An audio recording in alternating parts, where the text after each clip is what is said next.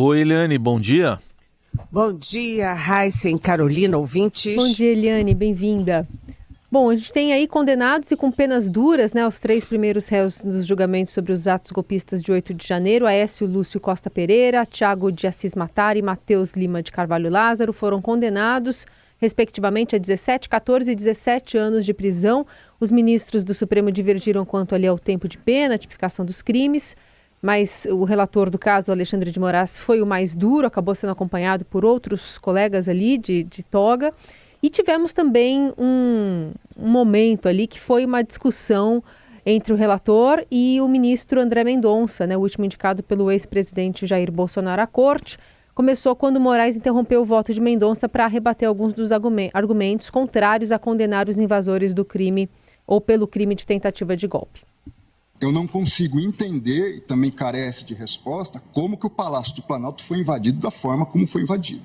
Vossa Excelência sabe o rigor de vigilância e cuidado que deve haver lá. Ministro André, se me permite, já que Vossa Excelência entrou nesse caso, eu também fui ministro da Justiça e sabemos, nós dois, que o ministro da Justiça não pode utilizar a Força Nacional se não houver autorização do governo do Distrito Federal, porque isso fere o princípio federativo. Não em relação aos prédios federais. Mas não em relação à Praça dos Três Poderes. Mas em relação às edificações federais, ele pode e deve com fazer. todo respeito, Vossa Excelência, querer falar que a culpa do 8 de janeiro foi do ministro da Justiça... Vossa Excelência que está dizendo isso. É um absurdo. Vossa Excelência que está dizendo isso. 5 comandantes estão presos. Muito embora eu queria e o Brasil quer ver esses vídeos do Ministério da Justiça. Quando o ex-ministro da Justiça, que sucedeu Vossa Excelência, fugiu para os Estados Unidos, fugiu... Eu sou advogado de ninguém e jogou o celular dele no lixo. Eu não sou advogado de ninguém. E agora Vossa Excelência, Vossa Excelência vem no plenário do Supremo Tribunal Federal, que foi destruído, para dizer que houve uma conspiração do governo contra o próprio governo. Tenha dó. Não coloque palavras na minha boca. Tenha dó. Não. Bom, Eliane, tem essa discussão, tem essa questão dessa nova configuração aí do Supremo, dos votos, né, de ministros e, como você coloca na sua coluna, um pessimismo em relação do que deve vir pelos outros que estão na fila. Exatamente. O julgamento foi muito pedagógico, né? Porque mostrou claramente que o Supremo Tribunal Federal, majoritariamente, assim, inequivocamente, considera que o 8 de janeiro foi, sim, uma tentativa de golpe, que é parte de uma grande narrativa que ocorreu durante todo o governo Bolsonaro contra as instituições, contra as urnas eletrônicas, contra o resultado das eleições e desembocou na invasão da sede dos 3 poderes, o Palácio do Planalto, o Congresso e o Supremo Tribunal Federal. Né? Isso é importante. O único voto isolado, totalmente isolado, foi do Cássio Nunes Marques, o ministro que foi indicado pelo Jair Bolsonaro e que, segundo os ministros, os colegas dele no Supremo, ele é o maior cara de pau, né? Porque ele não tem o menor escrúpulo em fazer esse tipo de voto, ignorando, né, as obviedades, as provas, né, de que aquilo não foi apenas dano ao patrimônio. Foi muito, muito mais grave do que dano ao patrimônio. Então, o resultado é que os 3 réus foram condenados a penas altas, né, 14 e 17 anos, e isso é uma indicação de que a guerra contra os golpistas, contra o golpe e a guerra pela democracia e pelas instituições está firme e forte e continua. O ministro Alexandre de Moraes foi, enfim, a estrela do julgamento, porque ele é o relator, ou seja, ele já tem uma posição naturalmente de destaque, porque ele comanda todo esse processo o tempo inteiro, né, desde há anos que ele está nessa linha de frente a favor da democracia contra o golpe, e ele teve embates ali muito importantes, né, inclusive com o André Mendonça. As pessoas confundem o voto do André Mendonça, que também foi indicado pelo Bolsonaro, com o voto do Nunes Marques, e são coisas muito diferentes. São 5 crimes imputados a esses réus. 5, né? 3 em relação ao golpe e 2 em relação a dano ao patrimônio. Né? E o Nunes Marques desconsiderou os 3 do golpe e considerou que enfim, o 8 de janeiro foi uma mera quebra quebra do patrimônio. E o André Mendonça não. O André Mendonça admitiu a tentativa de abolição do Estado Democrático de Direito. Né? Então, o André Mendonça reconheceu tentativa de golpe, além dos danos materiais, os danos patrimoniais. Então, há uma diferença aí. Agora, o André Mendonça é aquilo, ele foi indicado pelo Bolsonaro e teve que e tentou fazer um agrado para a base dele, bolsonarista, para o próprio Bolsonaro, tentando puxar a responsabilidade do ministro da Justiça, Flávio Dino, né, o que é injusto. E o Alexandre de Moraes respondeu com muita firmeza que você não pode culpar a vítima como se ela fosse réu. Né? O governo Lula foi a vítima dessa tentativa de golpe. Não pode nunca ser considerado réu. E aí, outra resposta que o Alexandre de Moraes poderia ter dado pro André Mendonça é o seguinte: sabe por que o Palácio não estava protegido?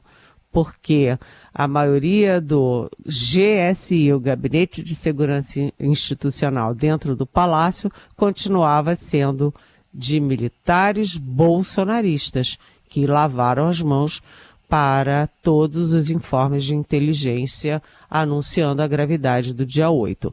Mas o fato é o seguinte, é um julgamento histórico que mostra que o Brasil não vai compactuar com essa tentativa de golpe, vai passar a mão na cabeça de golpista, e quem tentou destruir os poderes e a democracia terá consequências graves, aliás, até mais graves, penas até mais altas do que no próprios Estados Unidos depois da invasão do Capitólio.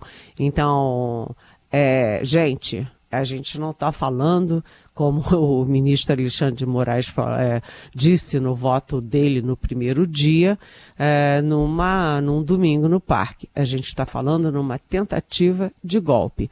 Quem tem a audácia de entrar num palácio do governo para quebrar tudo, tem que ser, sim, punido exemplarmente, até para que isso não aconteça novamente. E o julgamento até que foi rápido, né, Helene? Os votos foram rápidos, né?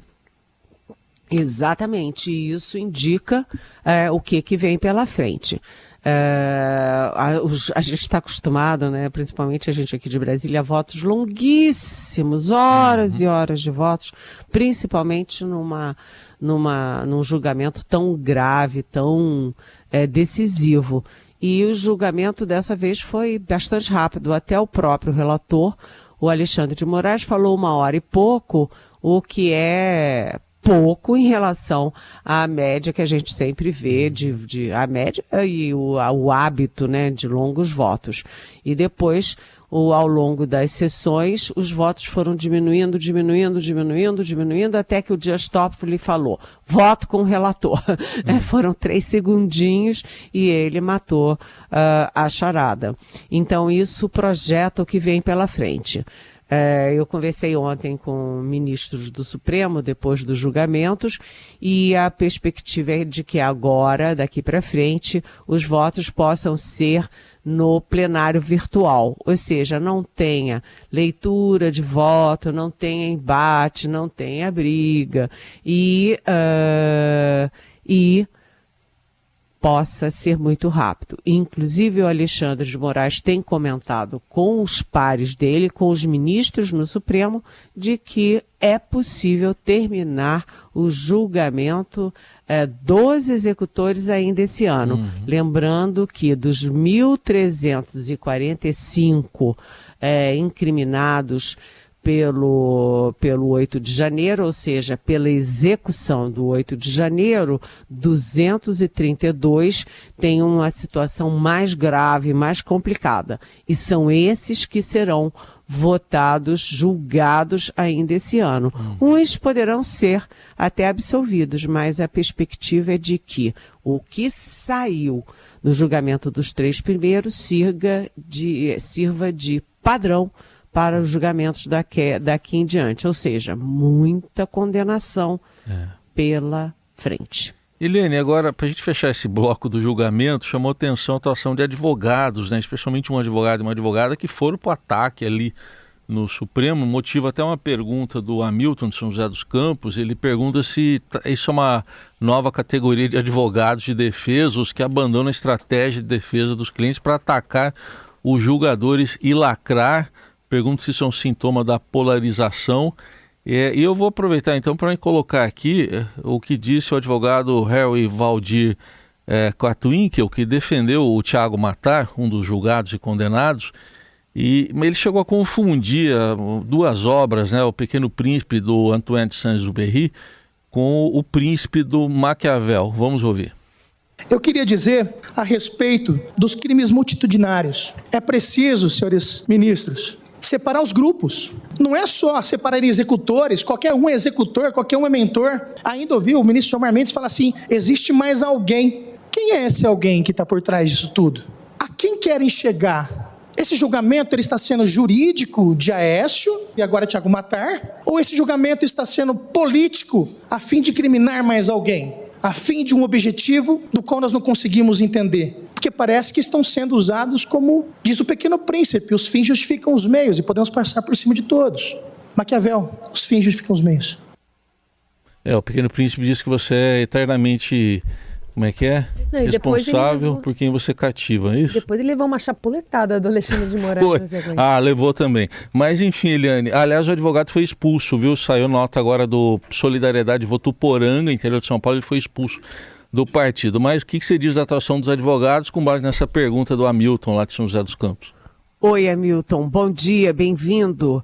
Realmente causa muita estranheza. Todo mundo aqui em Brasília está tentando adivinhar como é que foi formada essa banca aí de advogados dos réus de 8 de janeiro. É uma banca muito esquisita porque eles não estão preocupados com os clientes.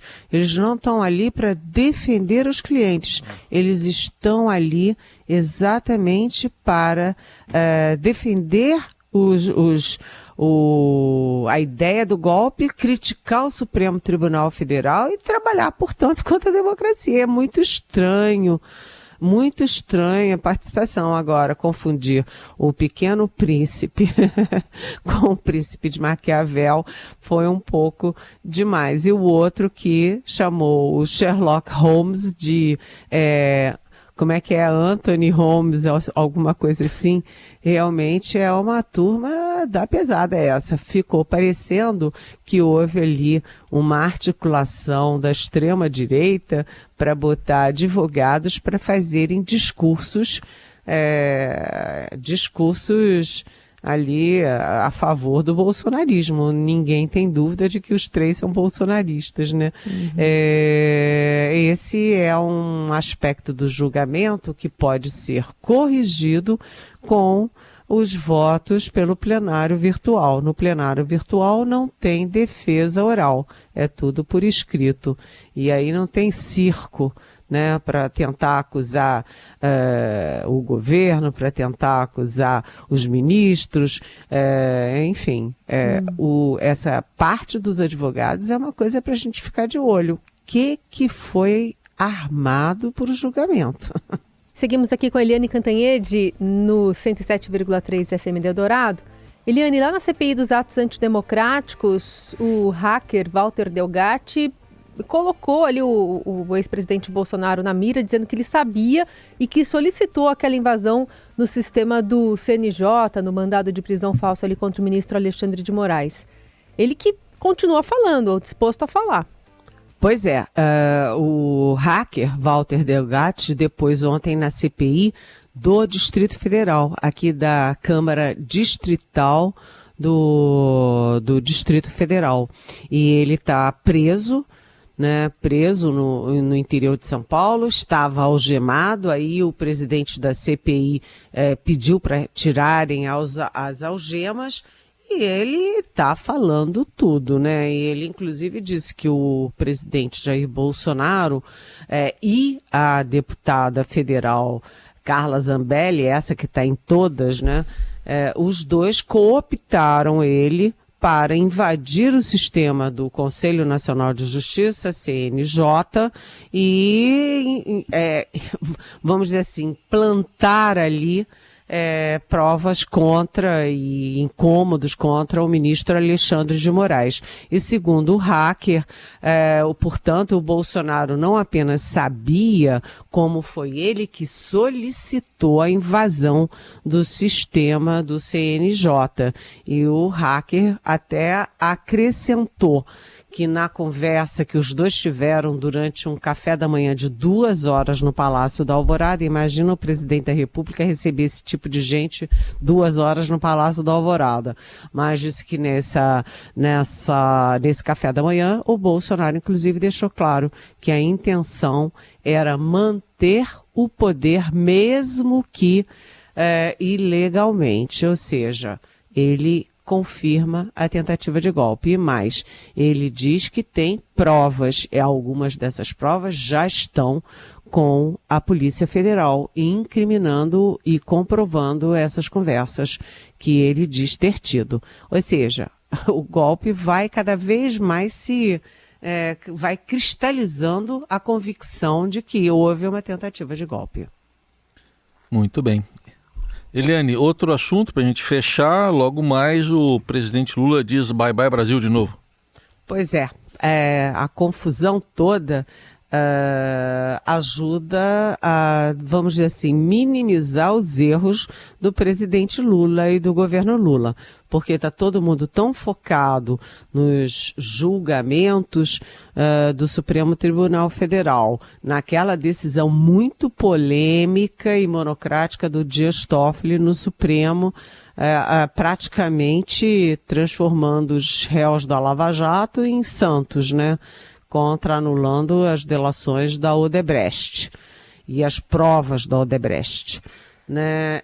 O presidente Lula, ele vai se favorecendo disso, mas a pesquisa da Datafolha que saiu ontem não saiu bem, porque o Lula mantém estável a aprovação dele e a reprovação aumentou 4 pontos, está em 31%, ou seja, a turma aí, né, a opinião pública não está gostando de tudo, não. O Lula embarca hoje, vai para Cuba. Cuba tem uma dívida enorme com o Brasil e a perspectiva, a previsão é de que o governo de Cuba diga para o Lula, a gente deve sim, paga quando puder, se puder. Ou seja, não tem dinheiro para pagar. Então isso é ruim para o Lula, né?